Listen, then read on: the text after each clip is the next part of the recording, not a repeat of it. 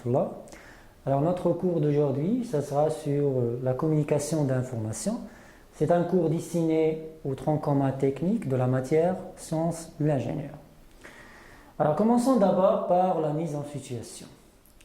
Alors, on a vu déjà que la fonction d'information, elle est divisée en trois parties, en trois fonctions génériques, à savoir la fonction acquérir, la fonction traiter et finalement la fonction communiquer. Alors, après le traitement des informations, le résultat de traitement est communiqué à son environnement, qui est principalement représenté par deux choses.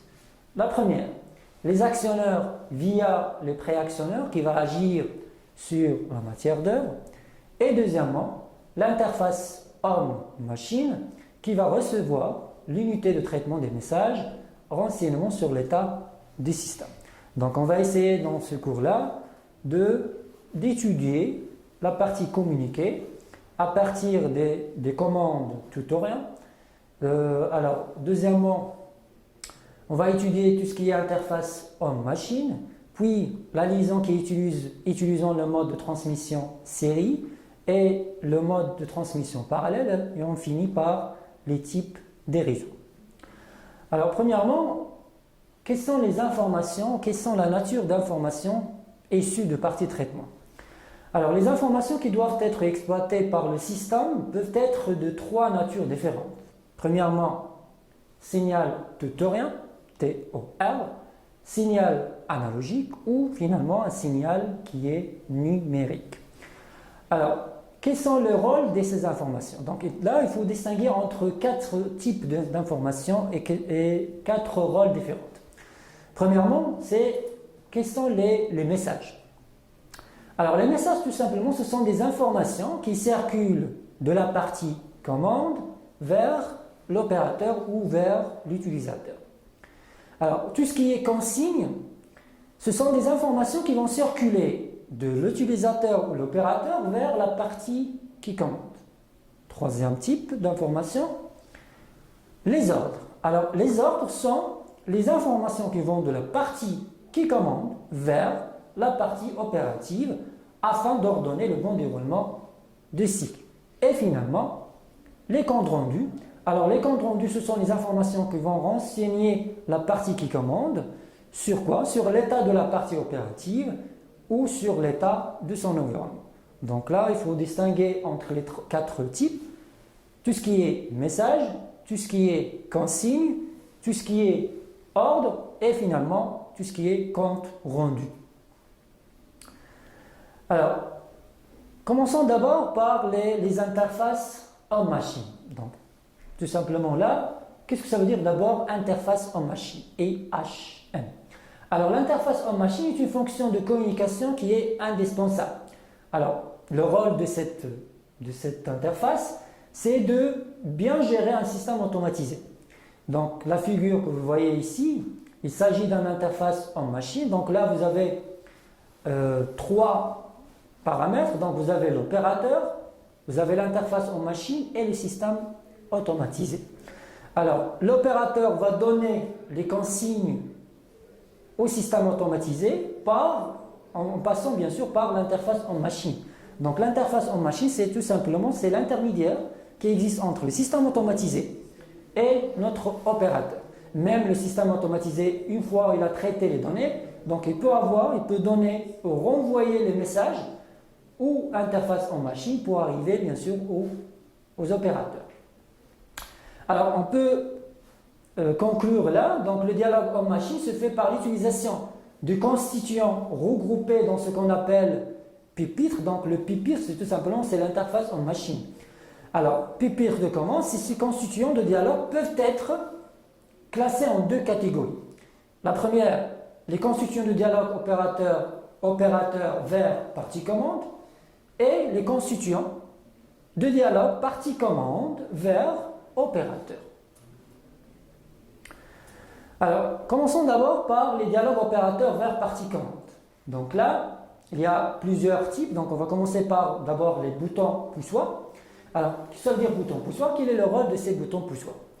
Alors, les boutons poussoirs vont constituer l'interface de dialogue privilégiée lorsque les informations transférées vers le système ne peuvent être nombreuses et limitées à des signaux tout ou rien. Alors, parmi les boutons poussoirs utilisés, on distingue. Donc là, vous avez plusieurs types. Donc là, vous avez juste les plus utilisés. Vous avez les boutons qu'on appelle boutons coup de poing, les boutons affleurants, les boutons tournant à manette et les boutons tournant à clé. Donc là, on peut conclure là. Donc vous avez les boutons coup de poing qui sont la plupart du temps utilisés pour les arrêts d'urgence. Vous avez aussi les boutons poussoirs affleurants, les boutons tournant à manette et finalement les boutons tournant à clé. Passons maintenant au deuxième type de ces interfaces, sont les claviers. Alors les claviers, tout simplement, les claviers de saisie permettent d'introduire ou permettent de faire l'introduction d'informations alphanumériques et la modification de la donnée et paramètres. Passons maintenant au dialogue partie-commande vers l'opérateur. Donc on va commencer d'abord par les voyants. Alors les voyants sont tout simplement les témoins lumineux qui vont constituer, comme vous voyez dans cette figure-là, qui vont constituer une interface de dialogue simple donnant à l'opérateur des informations sur l'état du système automatisé. Donc je rappelle ici que les voyants ils ont plusieurs couleurs différentes, rouge, bleu, jaune. Donc là, deuxième type de dialogue partie-commande vers l'opérateur sont les afficheurs numériques. Comme vous voyez dans cette figure-là. Alors, dans certaines applications, l'industriel, le contrôle du système automatisé nécessite parfois de surveiller les paramètres avec une grande précision. Donc, qui n'est pas permise par les voyants. Donc, on peut utiliser, au lieu d'utiliser les voyants, on peut utiliser tout simplement les afficheurs numériques. Troisième type de dialogue partie-commande vers partie opérative, c'est les terminaux d'exploitation. Alors, quels sont les terminaux d'exploitation? Tout simplement, sont des constituants de dialogue qui vont permettant à l'opérateur de d'être informé clairement sur l'état du système automatisé et d'intervenir facilement et rapidement sur les paramètres de fonctionnement du système automatisé. Donc là, on a un tableau récapitulatif de tout ce qu'on a vu jusqu'à maintenant. Donc là, vous avez les voyants, les afficheurs et les galvanomètres. Donc les galvanomètres sont des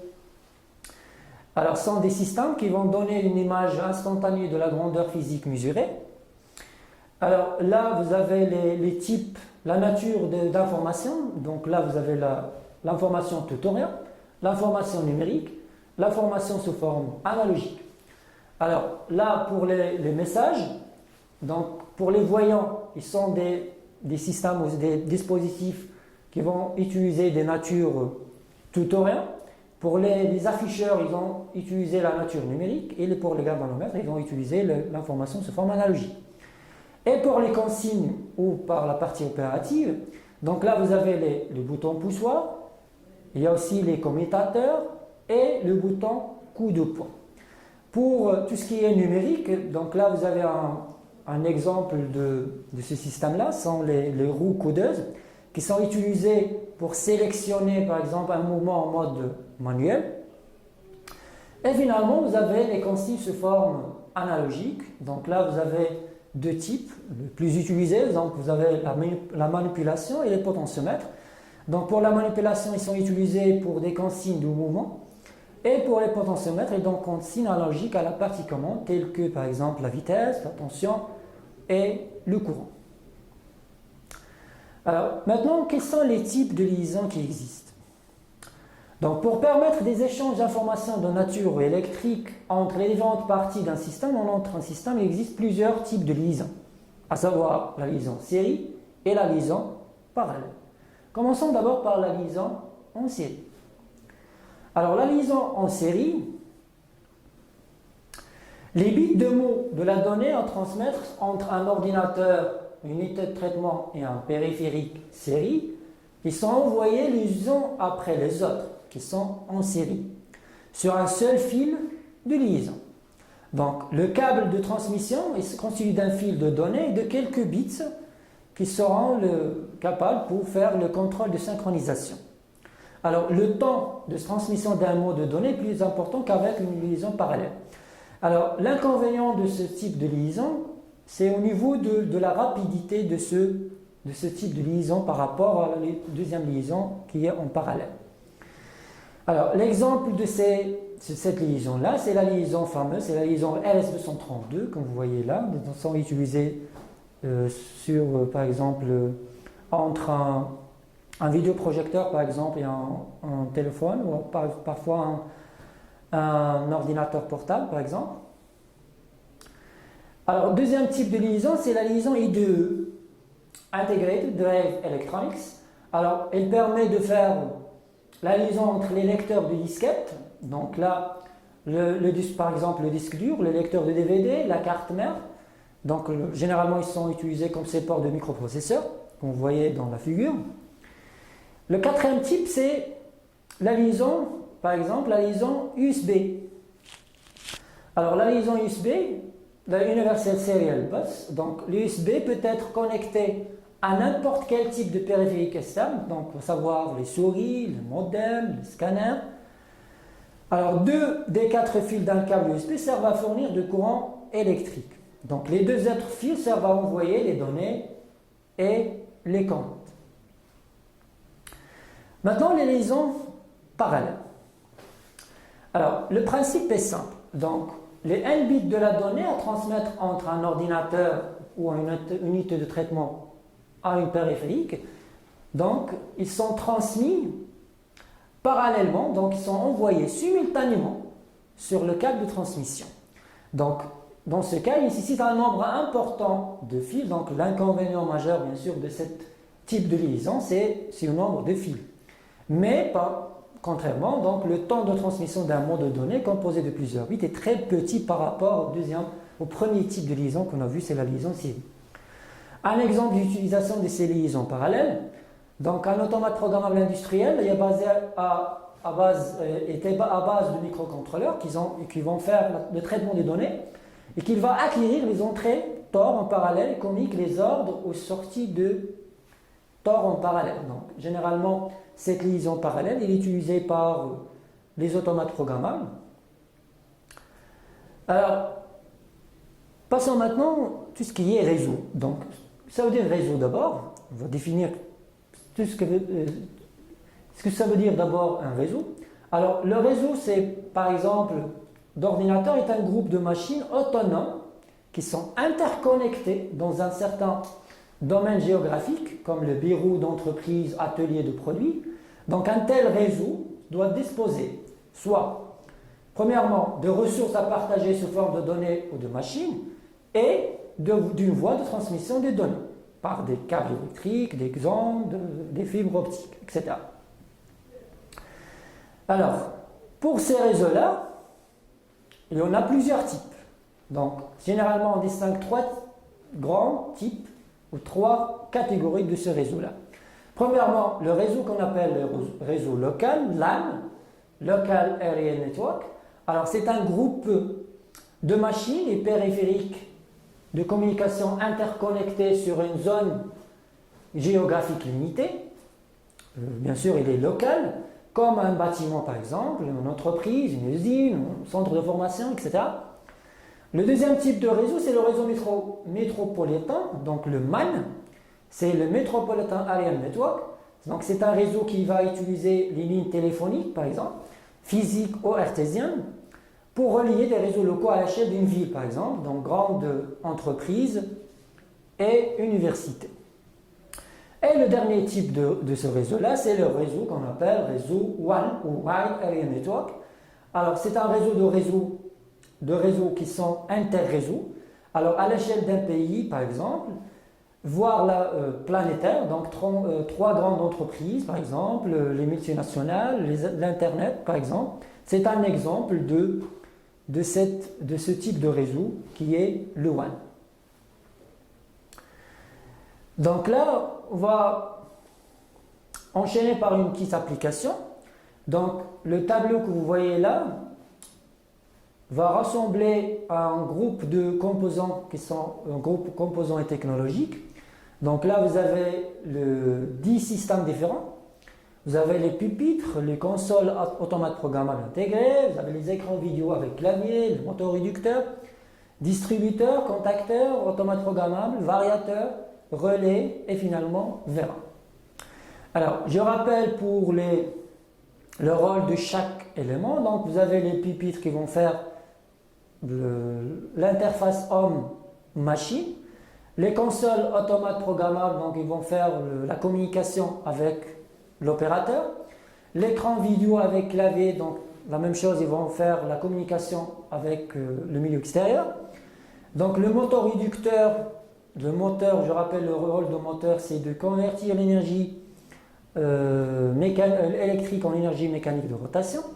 Les distributeurs qui vont distribuer l'énergie pneumatique ou hydraulique. Les contacteurs qui vont distribuer l'énergie électrique. Les automates programmables qui vont traiter les données. Les variateurs qui vont faire la variation de vitesse. Les relais auxiliaires de commande. Et finalement les vérins qui vont faire la conversion de l'énergie pneumatique ou hydraulique en énergie mécanique de translation. Alors le travail demandé, c'est d'indiquer pour chaque composant technologique celle de la chaîne d'information ci-dessus. Donc, il faut donner la fonction et la famille. Alors, donc, la fonction, c'est dialoguer avec le système. Quels sont les systèmes? Donc, ils vont faire le dialogue avec le système. Le type, c'est module de dialogue. Et là, vous avez le nombre de composants. Donc là, on peut constater d'abord pour la première fonction. Donc, la première fonction, ça sera traiter les données. Le type, ce sera la partie commande. Donc maintenant, quels sont les noms, les numéros de composants qui vont faire le dialogue avec le système? Donc il y a le numéro 1, oui, c'est le pupitre.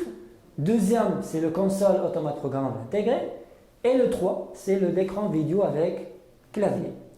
Et finalement, pour tout ce qui est partie commande, ce sera le numéro 7, oui, c'est l'automate programmable intégré. Et le numéro 9 sont les relais auxiliaires de commande. Merci.